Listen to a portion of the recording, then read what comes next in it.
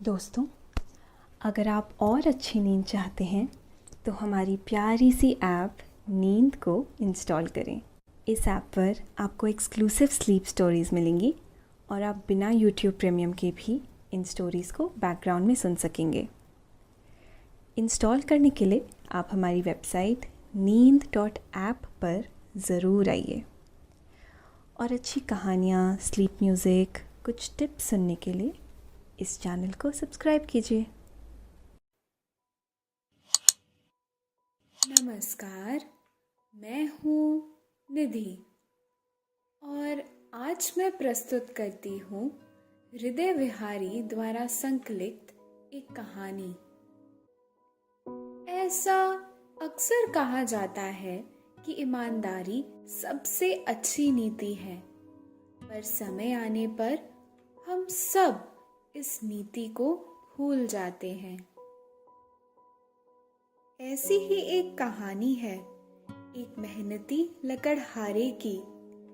जब उसकी कुल्हाड़ी नदी में गिर जाती है तो उस परेशान लकड़हारे की आवाज सुन जल से देवी बाहर आती है और उसे चांदी की कुल्हाड़ी दिखाती है। क्या वो लकड़हारा उस कुल्हाड़ी को ले लेता है? जानेंगे आज की कहानी में।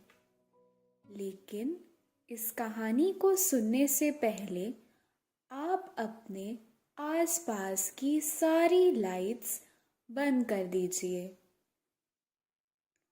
रख दीजिए अपने सभी कामों को एक साइड। आराम से लेट जाएं। अपनी आंखें धीरे से बंद कर लीजिए। अब थोड़ा सा अपने शरीर को आराम दीजिए। थोड़ा और आराम। अपने शरीर को बिल्कुल ढीला छोड़ दीजिए। हाथों को शरीर से दूर रखते हुए हथेलियां आसमान की ओर। पैर भी आपस में नहीं सटे हुए हैं, एक दूसरे से दूर।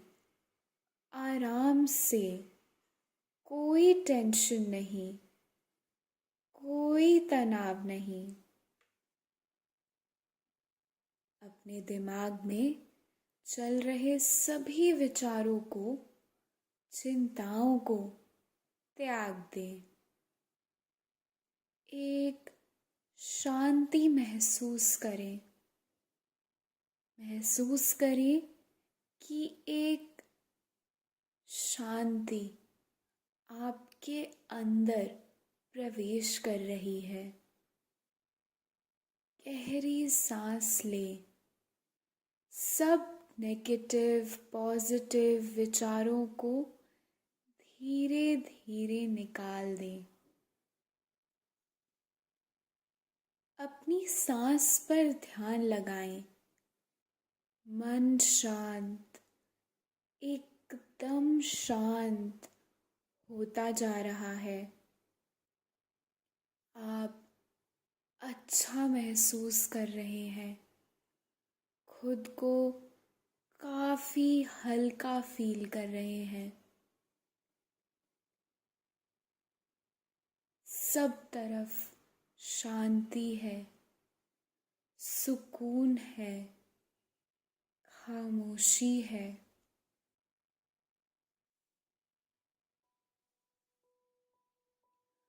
बहुत समय पहले की बात है। एक गांव में एक गरीब लकड़हारा अपने परिवार के साथ रहता था।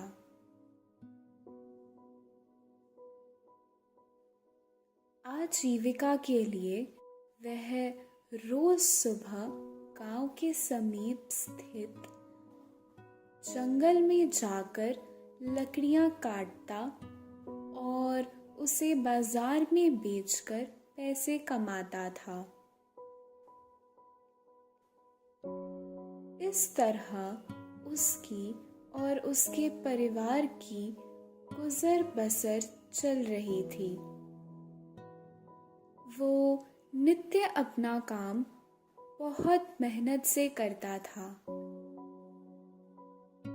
और रोज जो कमाई होती थी उससे ही घर के लिए अनाज लाता था।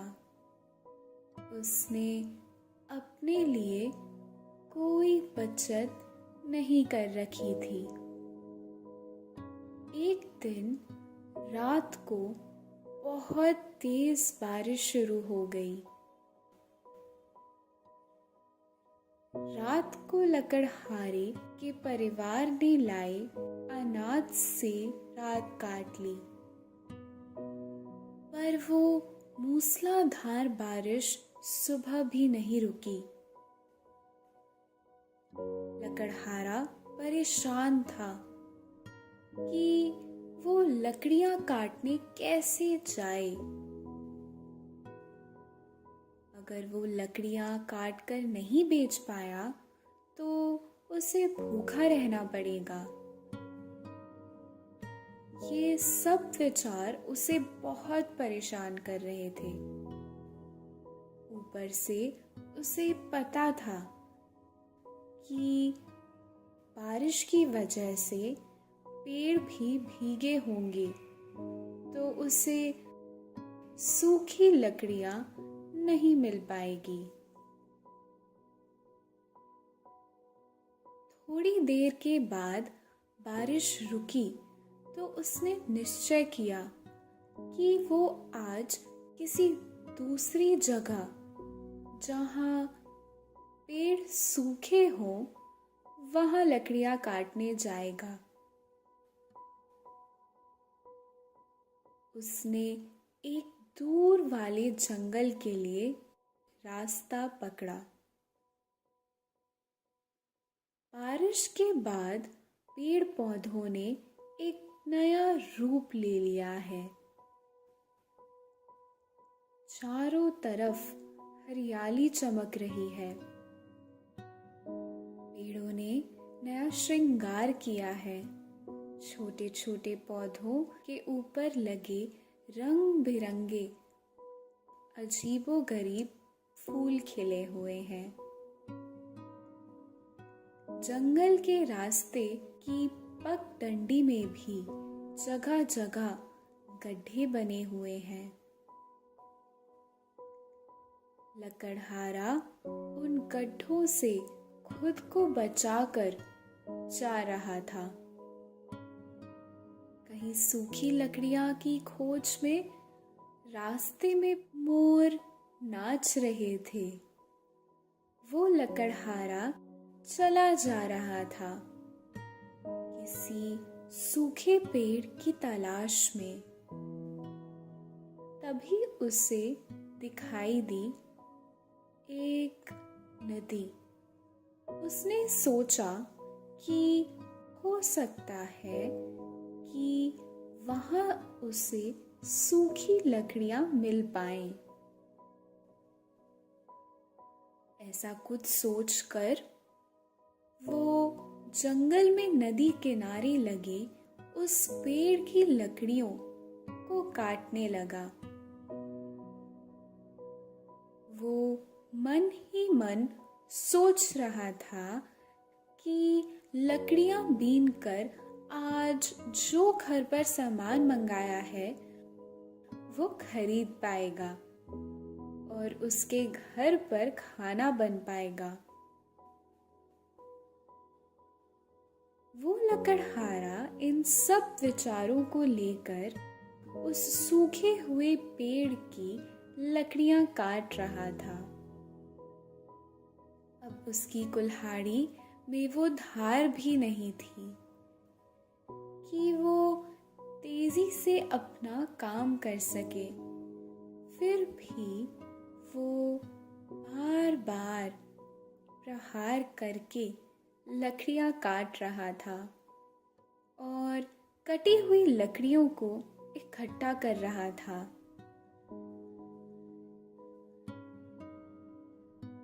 तभी अचानक उसकी कुल्हाड़ी उसके हाथ से छूटकर नदी में जा गिरी। लकड़हारे ने लोगों से सुन रखा था कि नदी बहुत गहरी है और उसमें तरह तरह के जलीय जीव रहते हैं। मगरमच्छ और भी अन्य खतरनाक प्राणी हैं। इस कारण उतरकर कुल्हाड़ी निकाल पाना उस लकड़हारे के लिए संभव नहीं था। वो लकड़हारा परेशान हो गया था। उसकी आंखों में आंसुओं की धारा बह निकली थी। वो नदी के किनारे ही बैठ गया और सोचने लगा। अब उसकी कुल्हाड़ी पानी में गिर गई है, तो कैसे वो लकड़ियों को काट पाएगा? कैसे वो उन्हें बाजार में बेच के अपना और अपने परिवार का भरण पोषण कर पाएगा? उसके पास इतने पैसे नहीं थे कि वो दूसरी कुल्हाड़ी भी ले पाए। वो बहुत व्यथित हो गया और भगवान से प्रार्थना करने लगा, हे ईश्वर, मुझे मेरी कुल्हाड़ी वापस दिला दो, जिससे मैं मेरा और मेरे परिवार का भरण पोषण कर सकूं। वो लकड़हारा वहीं बैठा बैठा अपने भाग्य को कोस रहा था। वो सोच रहा था कि वो इस वन में क्यों आया। उसी समय नदी के ठीक बीच जल में कुछ हलचल होती है और जल के ठीक बीचों बीच से ही कुछ उदय होता है। थोड़ी देर में वहां बहुत तेज से भारी और बहुत सुंदर वस्त्र पहने एक देवी निकलती है। देवी लकड़हारे को रोता देख नहीं पाती है और पूछती है कि वो क्यों रो रहा है। क्या ऐसा कारण है जो उसे परेशान कर रहा है? लकड़हारा बताता है कि वो लकड़ियां काट रहा था और कैसे उसकी कुल्हाड़ी नदी में जल में गिर गई और वो बिना उस कुल्हाड़ी के अपने परिवार का भरण पोषण नहीं कर पाएगा। देवी मुस्कुराई और बोली, बस इतनी सी बात? लो, अभी तुम्हारी मदद करती हूँ। ये बात सुनकर लकड़हारा बहुत खुश हो गया। उसके मन में आशा जाग गई कि अब उसे उसकी कुल्हाड़ी वापस मिल जाएगी। देवी ने लकड़हारे की ईमानदारी की परीक्षा लेने की सोची और अपना एक हाथ नदी में डालकर एक चांदी की कुल्हाड़ी बाहर निकाली। क्या ये तुम्हारी कुल्हाड़ी है? लकड़हारा कुल्हाड़ी की तरफ ध्यान से देखता है और पूरी दृढ़ता के साथ कहता है कि ये कुल्हाड़ी उसकी नहीं है।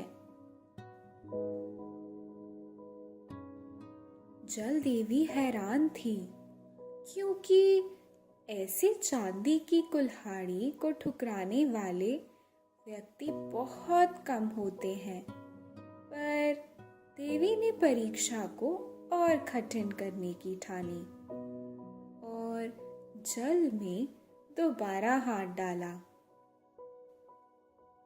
कुछ समय पश्चात उन्होंने नदी से एक और कुल्हाड़ी निकाली। ये कुल्हाड़ी सुनहरे रंग की थी, दूर से ही चमक रही थी।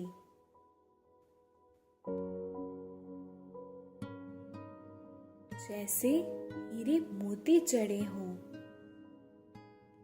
देवी ने कुल्हाड़ी को थोड़ा ऊपर किया और लकड़हारे को दिखाते हुए कहा कि क्या ये है तुम्हारी कुल्हाड़ी है? लकड़हारा कुल्हाड़ी की तरफ ध्यान से देखने लगा। उसने सोचा कि यह कुल्हाड़ी तो उसकी लोहे की कुल्हाड़ी की तरह नहीं लगती है, ये तो सोने की लगती है। लकड़हारे ने और अच्छी तरह देखा और बोला, नहीं भगवान, ये मेरी कुल्हाड़ी नहीं है।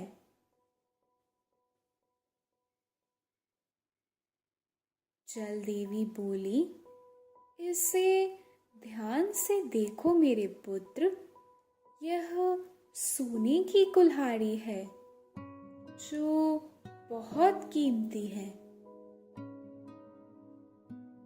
सच में यह तुम्हारी नहीं है? देखो, इसमें बहुमूल्य हीरे और मोती लगे हैं। क्या तुम्हें पक्का विश्वास है कि ये तुम्हारी कुल्हाड़ी नहीं है? लकड़हारा बोला, नहीं, यह मेरी कुल्हाड़ी नहीं है। मेरी कुल्हाड़ी ऐसी बिल्कुल नहीं दिखती। मुझे मेरी लोहे की कुल्हाड़ी अच्छे से याद है। उसका हत्था यूं हीरे मोतियों से नहीं जड़ा हुआ था, बल्कि लकड़ी का था। वो अब पुरानी हो चुकी थी और कुछ जगह से उसका लोहा भी टूट गया था।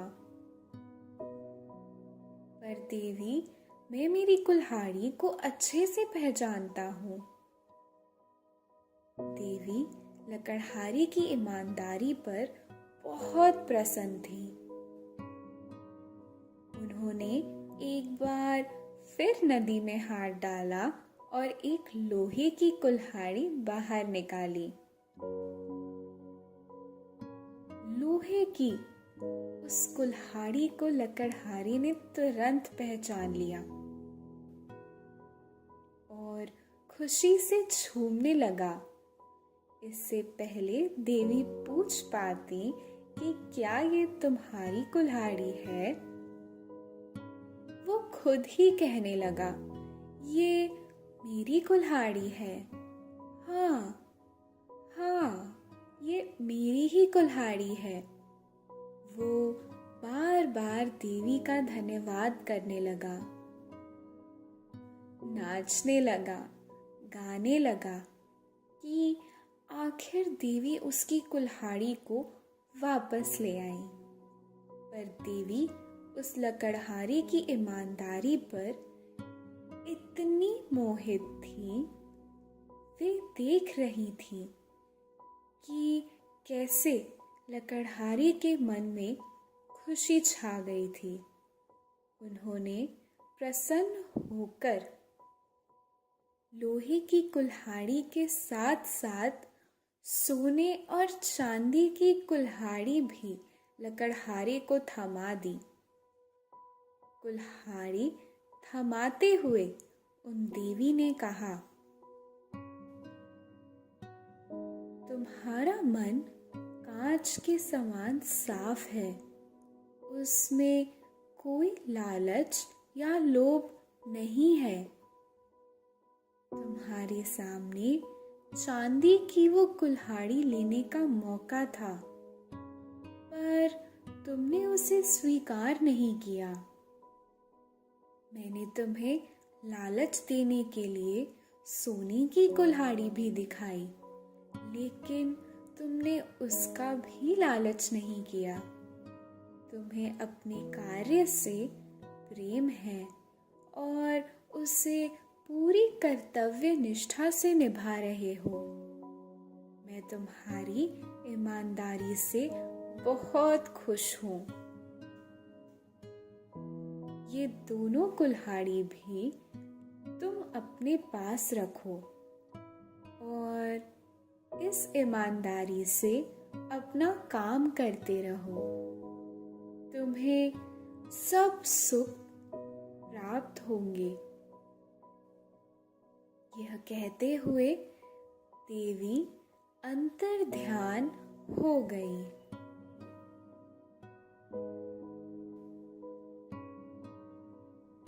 लकड़हारे ने उन तीनों कुल्हाड़ियों को देवी का आशीर्वाद समझकर खुशी खुशी रख लिया। वो अपनी लोहे की कुल्हाड़ी से किसी सूखे पेड़ की लकड़ियां काटने लगा।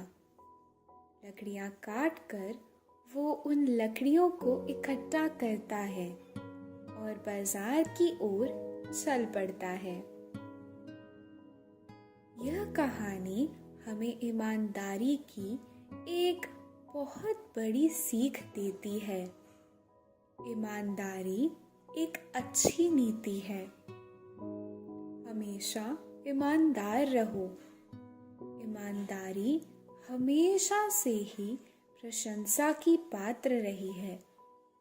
ईमानदारी हमारे नैतिक गुणों में चार चांद लगाती है और फलस्वरूप हमें इसका बेहतर फल हमेशा मिलता है। इसलिए अपने काम के प्रति, खुद के प्रति और हर स्थिति में ईमानदार रहें।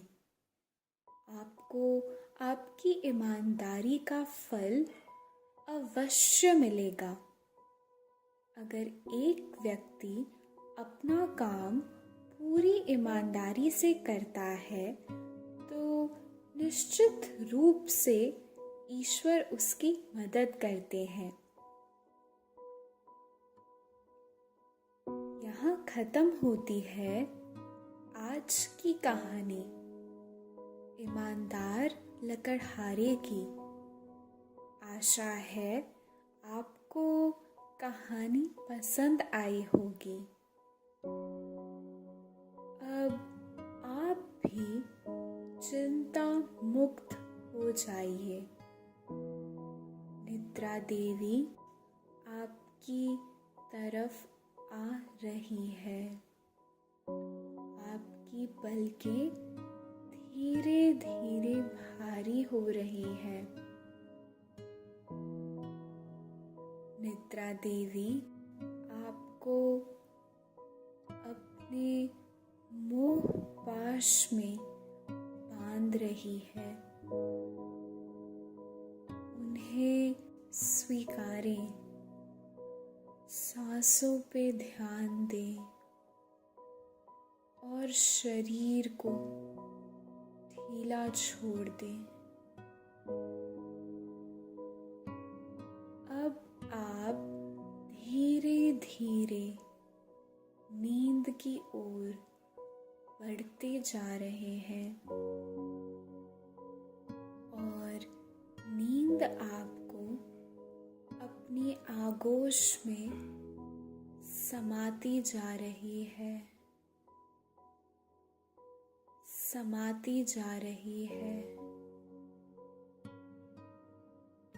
शुभ रात्रि।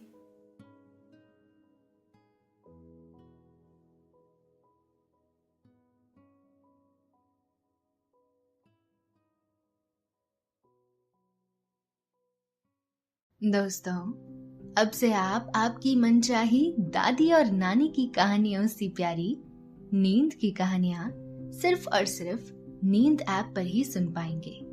तो इसी तरह हमारे साथ कहानियों के जरिए जुड़े रहने के लिए आपकी अपनी नींद ऐप इंस्टॉल करें।